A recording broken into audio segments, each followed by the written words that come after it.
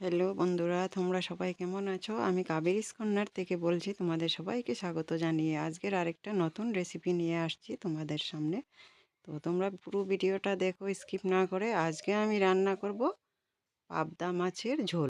সব দিন তো সবাই সর্ষে পাবদা, পোস্ত দিয়ে পাবদা, নারকেল দিয়ে পাবদা মাছ রান্না করে। আজকে আমি রান্না করব সবার সবজি আগে দিয়ে। আমি মাছগুলো ভাজা করে আগে তুলে নেব। মাছগুলো ধুয়ে পরিষ্কার করে নিয়েছি। এবার আমি কিছুটা সর্ষের তেল, লবণ, হলুদ দিয়ে মেখে ভাজা করে তুলে নেব।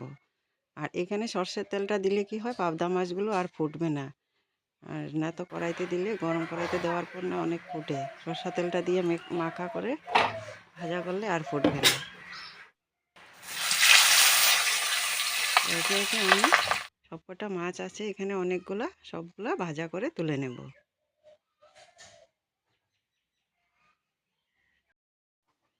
আমি এপিট ওপিট করে উল্টে দেব মাছগুলো। আর এই মাছগুলো আমার ভাজা করা হয়ে গেছে, আমি তুলে নিচ্ছি। বাকি মাছগুলোও আমি ঠিক এইভাবে ভাজা করে তুলে নেব।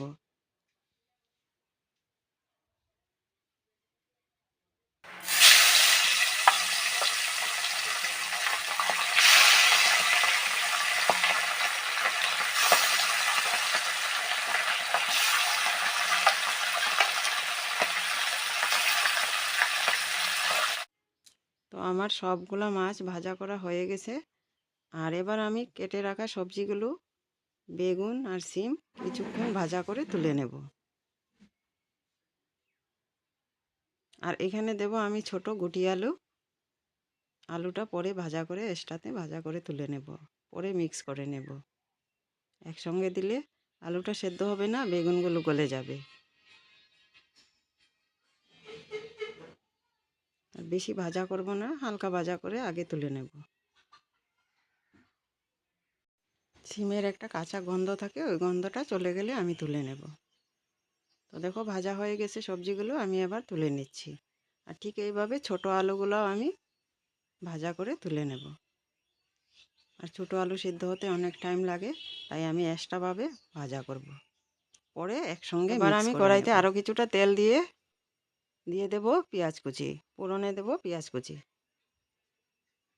পেঁয়াজগুলো কিছুটা লাল করে ভাজা হয়ে আসলে দিয়ে দেব এখানে ছোট আলু। এই আলুগুলো দিয়ে দেব। আলুও ভাজা হয়ে যাবে, সঙ্গে পেঁয়াজগুলোও ভাজা হয়ে যাবে। আর এই আলুগুলো সিদ্ধ হতে অনেক টাইম লাগে, এর জন্য আমি সবজির সাথে দিইনি। এইভাবে ভাজা করলে কিছুটা সিদ্ধ হয়ে আসবে, আর পেঁয়াজগুলোও ভাজা হয়ে লাল হয়ে যাবে। তো দেখো আলুগুলোও সেদ্ধ হয়েছে, পেঁয়াজগুলোও লাল হয়ে আসছে।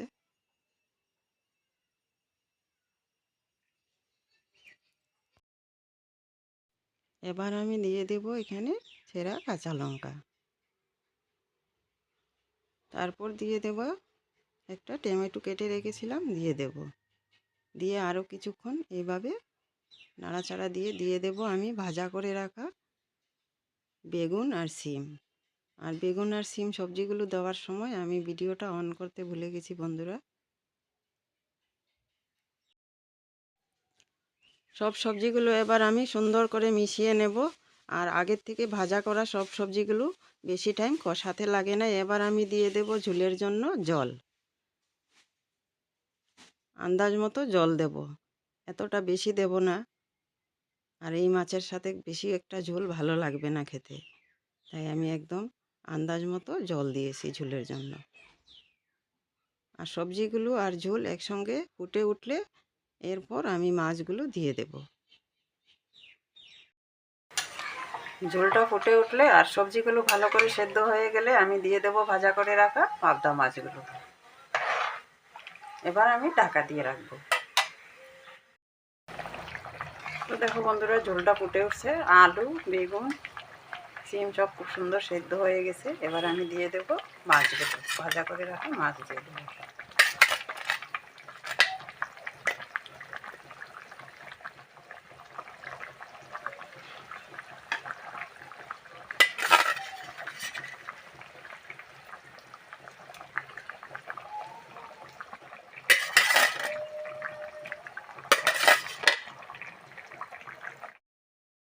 তো বন্ধুরা, সবজি দিয়ে পাবদা মাছের তরকারিটা হয়ে গেছে, এবার আমি তুলে নেব।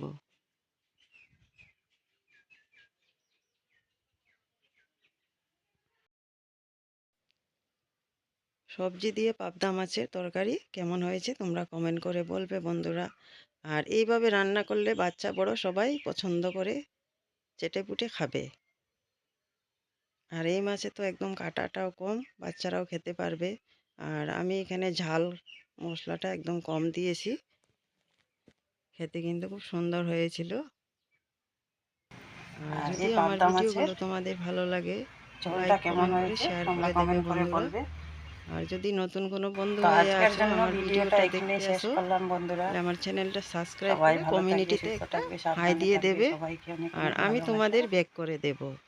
আর আমার বন্ধুদের সবাইকে, আমার দেশের বন্ধু, দেশের বাইরের বন্ধু সবাইকে আমার তো অনেক অনেক আজকের বুক ভরা ভিডিওটা ভালোবাসা। আজকের জন্য এইখানেই, টাটা।